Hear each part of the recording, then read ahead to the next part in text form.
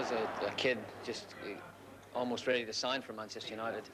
In those days, they used to play a lot against Real Madrid, and even though the Madrid side were just on the way sort of out, the most complete player I ever saw, and sort of my hero in those days, was Di Stefano, the centre forward, who I thought, you know, he seemed to me he could do everything. You know, he scored goals, he could defend, he was good in the air, both feet, exciting to watch. And Kenny, I was going to say it's close to him, but he's probably on a par with him, as far as I'm concerned. Now, for me, that's the highest compliment I could pay Kenny. I've looked at him very, very closely, and sometimes people have said to me he lacks a yard in pace. But I said, but he's 10 yards quicker than anyone else upstairs in his mind. They used to say that about Bobby Moore as well, he lacked pace. But I've never really felt he lacked anything, and that's why I class him as a world-class player. He's got strength everywhere. He's very, very strong. He's sharp. He's got two great feet. He can score goals. He can create goals. He can play as a member of the team as well as an individual.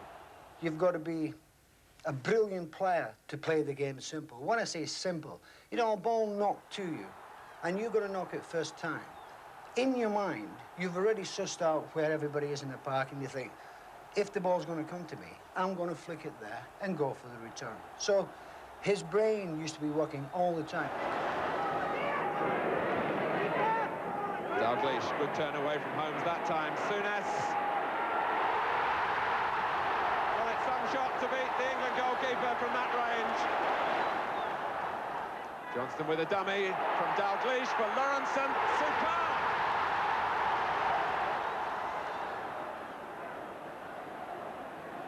O'Reilly. Rush might collect this. It'll be a fouling price, but Mr. Courtney saw nothing wrong. 2-0. When I first come into the side, he was the main man then, and he helped me along tremendously, and he gave me the confidence which I needed, and from then on I was just making runs, and when he had the ball I just knew the ball was going to come to me. Lawrenson for Hodgson to run onto. It's away from Jones. Dalglish, Rush. 4-2, and there you see just why Ian Rush is feared so much.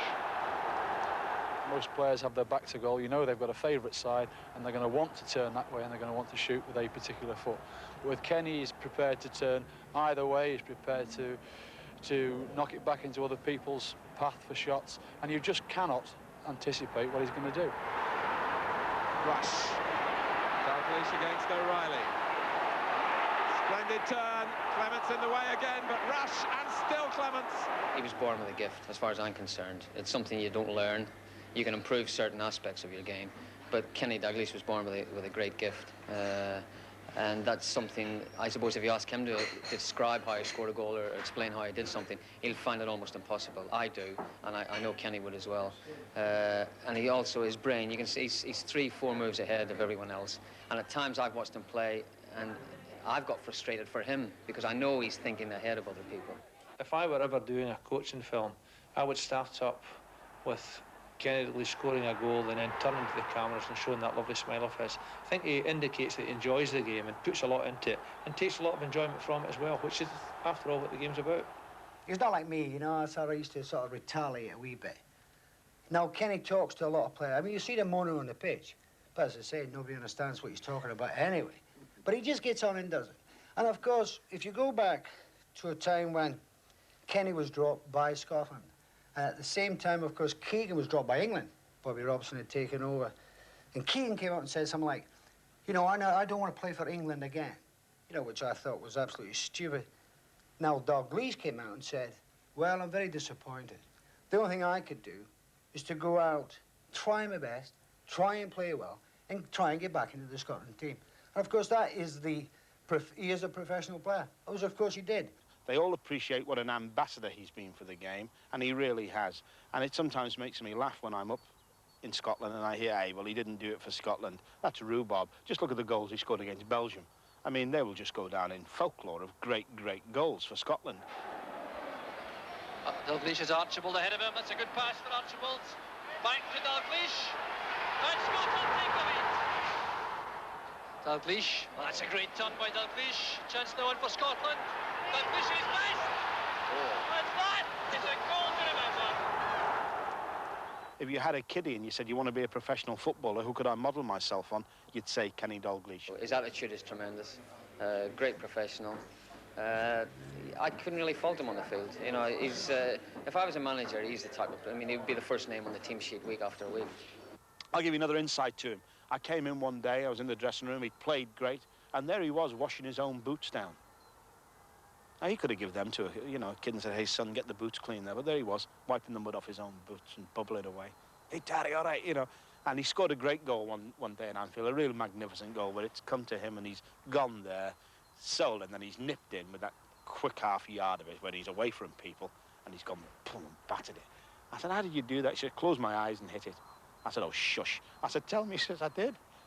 He's just a character, and you can see now, as the manager of Liverpool, that he's still the same sort of person, still bubbly, still full of jokes, and you can see why the atmosphere is so good at Anfield. In 1985, Liverpool decided to change the pattern of decades. The idea of player-manager was adventurous at this level of the game, and Dalglish was an unexpected choice, yet possibly an inspired one. Their triumphs had been led by managers who were older and wiser than the norm. Shankly, Paisley, Fagan. For Dalglish at 34, this was the start of a new phase in his career, and his days as one of the lads were over. A rapid adjustment had to be made.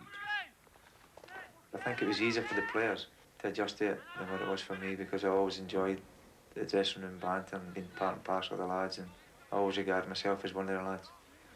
But unfortunately, when you become the manager, the lads themselves put up an invisible barrier between yourself and them. And it's to be expected. It was done when I was a player to every manager that we had. Although you were friendly with them and cooperative with them, and you tried your best with them, obviously, and you respected them. There's a little barrier there that they'll never pull down. My first priority here is to look after the first team. But as a manager, I don't think that's good enough. I think really I've got to get deeper in and get my sleeves rolled up a bit more and be a little bit more committed to the younger lads here. I think it's important for a club of this stature to have some kids who are born locally and who have come through the ranks. It's important for the club, it's also important for the fans. It gives them a chance to relate to local lads easier than it does if you keep buying someone. But at the same time, the lads who are local have got to prove that they're good enough.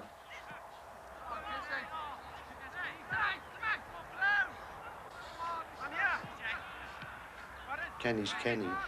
He's got his own thoughts about the game, and I'm in the sidelines if he wants to talk about anything, but there's no way that you would let him. He's running it and picking the teams and that, and if there's anything that might be lying as an obstacle in front of him, you might give him a bit of a warning for it and that, but he certainly is his own man. I think he'll do exceptionally well as a manager. See, he's got this thing again, which I don't know if Steam was like it to begin with, but, he's got... People are a wee bit frightened of him. He's got that... I'm not saying he's got that mystique yet. Maybe that will come, but at the moment, he growls at people and he makes people jump. And that with his knowledge, and that, the fact that he was such a great player. I mean, who can argue with him? You got to respect that. But today the business is serious. This is match day, and the opponents, Manchester United. Match day tension mounts at Anfield. Games with Manchester United are always a little special, and there's a lot at stake in this one. But 12 miles away in Southport, it's just another day for a man who's seen it all before.